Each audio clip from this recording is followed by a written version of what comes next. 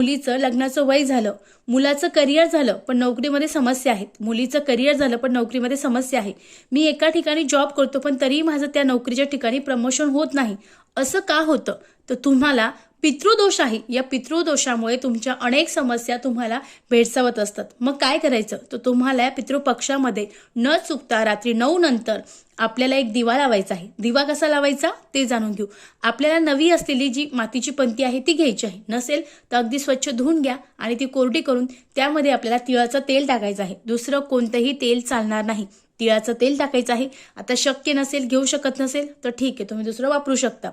त्यासोबत आपल्याला एक वात घ्यायची आहे लांब आणि ती वात ते तेल टाकल्यानंतर ती वात त्यात टाकायची आहे. त्यानंतर जो दिवा आहे त्या दिव्याला एखादी प्लेट ठेवायची आहे आणि प्लेटमध्ये तो दिवा ठेवायचा आहे.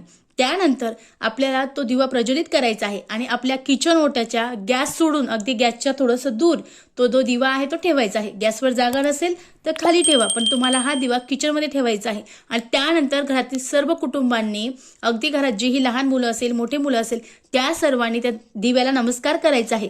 तुम्हाला जर तुमच्या घरातले मृत पावलेली व्यक्ती माहिती असेल, त्यांचं स्मरण करा, नाव घ्या आणि त्यांना सांगा तुम्हाला सद्गती लाभो. हीच मी देवाकडे प्रार्थना करतो. माझ्या जीवनातील अनेक अडचणी, समस्या दूर होऊ दे. माझ्या मुलींचं करिअरच्या समस्या, विवाहाच्या समस्या दूर होऊ दे. माझं जे प्रमोशन थांबलं आहे ते सुद्धा होऊ दे. आमचा जो पितृदोष आहे तो दूर होऊ दे. तुम्हाला सद्गती लाभो हीच मी देवाचरणी प्रार्थना करतो असं म्हणायचं आहे. नाक घासायचं आहे.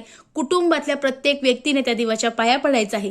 असं केल्याने तुमचा पितृदोष जो आहे तो दूर होईल आणि तुमच्या जीवनात जे संकट, विघ्न आहे ते सुद्धा 100% दूर होतील. श्री स्वामी समर्थ. धन्यवाद.